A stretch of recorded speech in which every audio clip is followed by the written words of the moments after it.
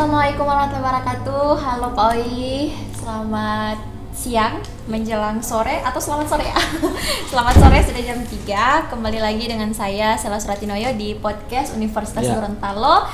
Senang sekali hari ini saya dapat kesempatan untuk bisa bertemu langsung dengan Bapak Doktor. Saya tahu Bapak ini orangnya sibuk sekali, sering kelihatan di kampus, tapi ya sekedar ketemu dan sapa, senyum dan salam saja. Jadi untuk berbincang-bincang seperti ini rasanya sulit sekali untuk meminta waktu dari Bapak Dokter yang sangat luar biasa ini. Jadi hari ini saya sedang bersama Bapak Dr. Roy Marden Monti SHMH. Ini dosen favorit saya juga. Jadi ini Bapak Roy ini pernah menjabat menjadi wakil dekan Fakultas Hukum Universitas Gorontalo. Tetapi saya ucapkan selamat Pak. Selamat untuk jabatan barunya sekarang. Ya, terima kasih. Sebagai Kepala LP3M Universitas Gorontalo. Semoga di jabatan yang sekarang bisa lebih eksis lagi di dunia kampus, tidak hanya di dunia kampus tapi juga di luar. Amin. Oke, jadi sebelum kita masuk pada pembicaraan inti, saya mau tahu dulu dong Pak, LP3M itu apa sih sebenarnya? Ya, terima kasih. Assalamualaikum warahmatullahi wabarakatuh. Pertama, saya mengucapkan terima kasih kepada podcast Universitas Gorontalo yang sudah memberikan waktu kepada saya untuk menyampaikan beberapa hal terkait dengan lembaga penelitian dan pengabdian, dan perlu saya berikan penjelasan dulu kepada Mbak Sela ya. Ya.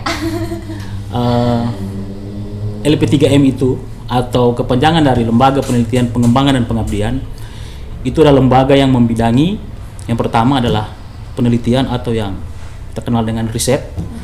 Jadi yang terkait dengan seluruh penelitian-penelitian yang ada di Universitas Gorontalo itu lembaga kami yang membidangi. Oh, jadi lebih ke pengabdian kepada masyarakat ya Pak? Enggak, beda penelitian dengan pengabdian.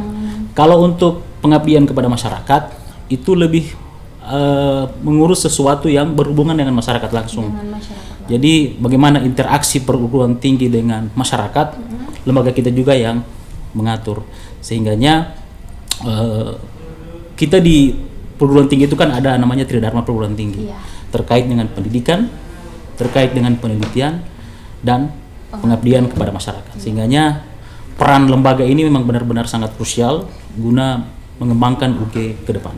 Jadi itu singkatnya tentang ya, LP3M. Singkatnya. Jadi tadi berbicara soal pengabdian kepada masyarakat. Nah Pak, di UG ini sendiri saya juga kan sebagai mahasiswa Universitas Gorontalo tapi saya sudah semester akhir nih. Sedih ya, udah nggak lama lagi bakalan keluar dari kampus ini. Tapi saya senang sekali berada di dalam Universitas Gorontalo ini. Di UG ini kan saya tahu ada yang namanya KKP. Nah, LP3M ini kan yang menyelenggarakan ya Pak, yang menyelenggarakan KKP ini. KKP ini kan kuliah kerja pengabdian. Saya juga tahun kemarin juga mengalami itu kegiatan KKP itu, melakukan kegiatan KKP itu. Saya tahun kemarin itu saya dapatnya di Desa Mutiara Laut di Kecamatan Pemilito itu Gorontalo Utara. Iya, di Gorontalo Utara. Jadi seru sekali kita melakukan pengabdian selama 45 hari kalau tidak salah jangka waktunya kita berbaur dengan masyarakat yang ada di sana. Tetapi yang jadi tantangan tahun ini, KKP di tahun ini, kita kan tahu Pak, sekarang ini lagi musim pandemik ya, COVID-19. Tentunya dari segi teknis ataupun pola kegiatannya mungkin berbeda dengan yang tahun kemarin. Tentu saya yakin pasti banyak sekali perbedaan yang ada. Nah untuk yang pertama, ini kan sudah mau masuk KKP. Saya dengar bulan Juli ya Pak? Ya, 1 Juli kita mulai eksis untuk turun ke lapangan. Ya, 1 Juli sudah mulai eksis turun ke lapangan. Nah, pertama saya ingin menanyakan dulu, Bapak selaku Kepala LP3M, seperti apa teknis kegiatan yang Bapak terapkan untuk KKP yang tahun ini? Apakah ada perbedaan misalnya dari segi coaching atau lain sebagainya dibandingkan dengan KKP yang tahun kemarin? Terima kasih. Jadi di era pandemi ini ya, sekarang kita berada di sebuah era yang dimana mengharuskan kita untuk tidak bisa berkumpul, jaga jarak, menggunakan masker dan sebagainya. Sehingganya untuk sekarang kegiatan kuliah kerja pengabdian untuk Universitas Gorontalo itu kemarin kita menggunakan secara daring. Jadi kita gunakan KKP kita laksanakan KKP itu secara daring. Online berarti Pak? Ya, jadi range waktunya kurang lebih sebulan lebih. Itu KKP gelombang kedua yang tahun kemarin 2019. Jadi kita laksanakan. Ya, sisa yang kemarin tetap kita laksanakan. Itu metodenya secara daring. Karena kemarin itu memang lagi hangat-hangatnya pandemi. Kemudian kita dalam fase yang PSBB. Jadi pembatasan sosial berskala besar ini sehingganya tidak memungkinkan mahasiswa yang ada di luar untuk masuk ke dalam ke Gorontalo, sehingganya untuk menjangkau mereka dan tetap melaksanakan kegiatan KKP ini kami laksanakan KKP dengan metode daring. Akan tetapi untuk yang sekarang, karena sekarang PSBB sudah berakhir dan kita akan masuk ke salah satu fase yang dikenal dengan new normal, sesuatu yang normal yang baru, sehingganya kami berpikir bahwa tidak ada salahnya kita mencoba sesuatu yang baru ini. Karena pemerintah pun mengatakan seperti itu, new normal. Jadi secara otomatis kampus juga harus berpikir seperti itu. Sehingganya kalau kemarin mulai dari pembekalan sampai dengan penarikannya kita gunakan metode daring, sekarang kita akan mencoba sesuatu yang baru yang saya sebutkan tadi. Jadi akan ada face to face. Tetap face to face. Ya, akan tetapi kita atur mekanismenya, tetap mengedepankan protokoler kesehatan seperti itu. Seperti misalnya dalam satu ruangan jaga jarak ya Pak, coachingnya jaga jarak, atau mungkin dalam satu ruangan itu kapasitasnya terbatas atau seperti itu. Jadi mulai dari pembekalan ini kami akan lakukan secara langsung, akan tetapi di pembekalan itu karena gedung yang kami miliki cukup besar, gedung auditorium itu. Miss Gorontalo Convention Center itu gedungnya cukup besar dan bisa menampung 1.000 orang, ya. Sehingganya ini akan kami atur. Peserta yang akan mengikuti KKP ini kurang lebih 200 orang. Sehingganya pembekalan ini akan kami laksanakan selama 2 hari, dan pada saat proses pembekalan itu berlangsung, kami akan menyiapkan protokoler kesehatan sesuai dengan ketentuan anjuran yang dianjurkan oleh pemerintah, mulai dari menyiapkan alat untuk mencuci tangan, hand sanitizer, kemudian alat pengukur suhu, dan pada saat duduk harus dengan jarak kurang lebih 1 meter. Ini akan kami laksanakan, sehingganya KKP ini pembekalannya akan kami bagi dalam 2 hari untuk tetap menerapkan protokoler kesehatan yang cukup ketat, sehingganya panitia saya mandatkan untuk jangan sekali-kali kalau tidak bisa melaksanakan ini kalau misalnya tidak menerapkan protokol kesehatan. Kalau itu diterapkan, maka kita akan bisa melaksanakan ini. Semuanya akan berjalan lancar. Iya, semuanya akan berjalan. Takutnya tidak menuai kritikan dari publik, misalnya wah ini ada face to face tapi tidak mematuhi protokol kesehatan. Jadi itu yang mungkin dijaga oleh kepala LPDP. Iya, itu yang saya jaga cukup ketat. Dan selanjutnya itu mengenai teknis kegiatannya Pak. Dan kalau boleh saya tahu, kalau saya kemarin kan, tahun saya kemarin saya KKP itu ada yang namanya pendaftaran. Oh iya. Namanya pendaftaran. Nah, pendaftaran itu kan kemarin saya membayar sesuai dengan informasi atau pengumuman yang keluar, itu biayanya 3,5 juta. Nah, itu include keseluruhannya itu masih sama dengan yang tahun kemarin atau tahun ini ada perbedaan? Oh iya, soal biaya itu masih sama dengan tahun-tahun kemarin.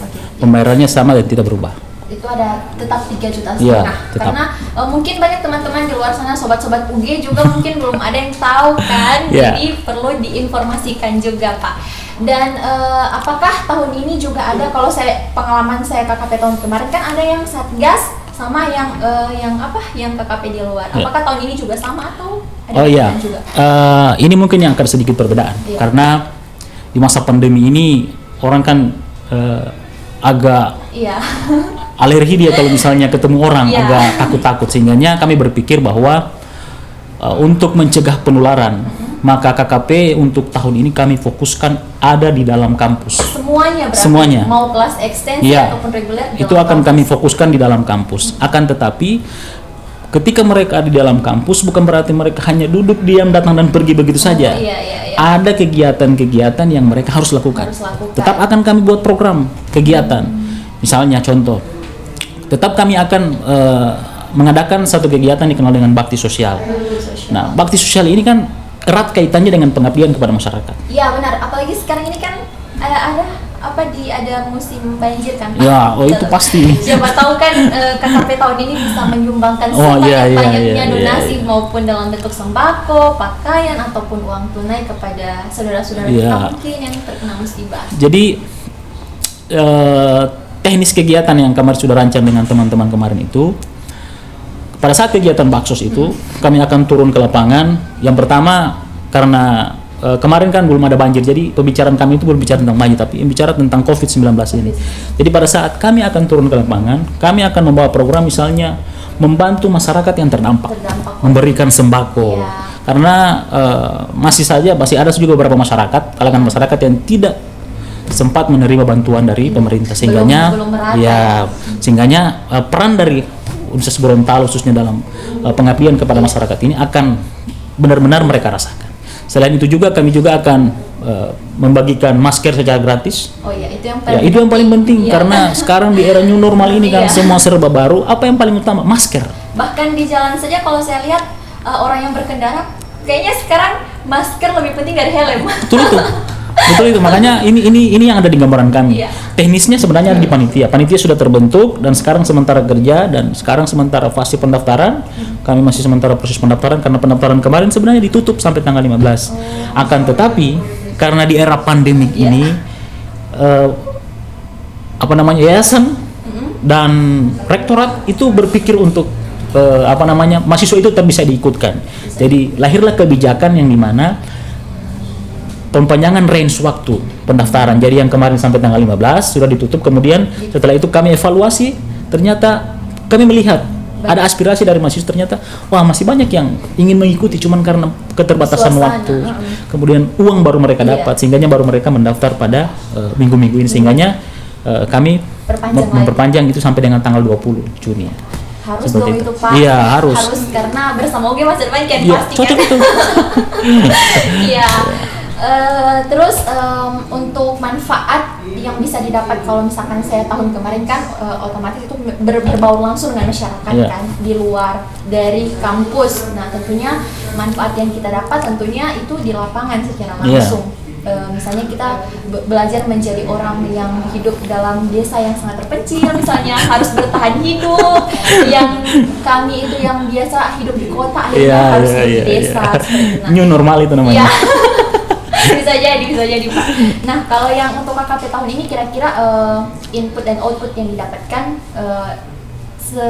sesuai dengan teknis kegiatan yang sudah Bapak katakan tadi itu apa saja? Iya, sebenarnya perbedaannya tidak terlalu signifikan karena ketika kegiatan KKP akan kami laksanakan di dalam kampus itu tentunya ada program juga yang harus mereka laksanakan. Dan saya berpikir tetap kayak kemarin ada KKP pemberdayaan. Ya. Jadi di kampus pun mereka tak akan membuat KKP pemberdayaan itu. Jadi akan ada program-program yang kemudian mereka akan buat dan itu bisa diserahkan oleh masyarakat. Saya merencanakan mereka akan turun ke lapangan itu sudah bulan kedua tapi di pertengahan. Sehingga di awal-awal ini mereka sudah melaksanakan kegiatan, misalnya membuat produk apa yang bisa dibawa ke desa dan itu bisa dirasakan langsung manfaatnya oleh desa. Sehingganya ini akan kami rancang di awal-awal itu mereka harus buat program ini dan sudah dibuat, sudah sementara dirancang. Pada saat mereka turun, ini yang kami buat pada saat pelaksanaan KKP. Kalau masyarakat misalnya tertarik dengan ini program ini, nanti kami yang dari lembaga penelitian dan pengabdian ini akan melakukan pendampingan sampai mereka berhasil. Dan itu kemarin sudah kami laksanakan. Luar biasa sekali Bapak Dokter yang sangat hebat ini ya. Yang sudah memikirkan dengan matang mungkin segala sesuatu yang akan dilakukan dalam KKP tahun ini ya, meski kita tahu bersama bahwa keadaan saat ini tengah berada di pandemik atau COVID-19, tapi semoga apa yang sudah Bapak rencanakan bersama staf LP3M mungkin akan sesuai dengan rencana dan KKP akan berjalan lancar. Amin. Dan mungkin perlu kita sampaikan juga kepada sobat-sobat UG yang belum mendaftar KKP, Pak, harus segera mendaftar karena KKP akan segera dilaksanakan pada tanggal 1 Juli. Ya. 1 Juli 2020 akan dilaksanakan. Ya, jadi kepada mahasiswa yang sudah dinyatakan layak, Iya. karena ada juga yang tidak layak. Iya. Contoh misalnya, Oh, iya. tidak cukup SKS. SKS minimal 110 kan? Minimal Pak? 110 Iya. sudah ditentukan sesuai proses akademik. Karena SKS-nya belum cukup, maka mereka akan diikutkan pada gelombang kedua. Gelombang kedua. Yang sudah layak, maka kami himbau kembali karena ada perpanjangan pembayaran, karena di era pandemik ini semua orang serba kesulitan dan Iya. bukan hanya mereka yang terdampak, bahkan Iya. kami pun ikut terdampak. Semua terdampak. Ya, semua terdampak, sehingganya kami mengambil kebijakan itu untuk memperpanjang. Iya. Sehingganya waktu untuk perpanjangan ini silakan mendaftar biar bisa ikut untuk gelombang pertama dan bisa merasakan bagaimana KKP di Iya, masa pandemi. harus Ini sejarah ikut. sebenarnya. Sejarah sepanjang Universitas Gorontalo Iya, pertama iya, kali. pertama kali. Ya, jadi terima kasih Bapak waktunya sudah berbincang-bincang soal KKP mengenai teknisnya, pendaftarannya sampai dengan input dan output yang akan Iya. didapat. Harapan yang paling besar semoga semua yang belum mendaftar KKP segera mendaftar. Teman-teman yang belum mencukupi persyaratan kiranya ya mungkin bisa mengurus semua persyaratan agar bisa ikut KKP ya Iya. Pak. Ya. Terima kasih dan sekali lagi mohon maaf sudah mengganggu waktunya Pak. Terima kasih banyak. Semoga lain waktu bisa berbincang. Insya Allah, Bapak amin. Dokter.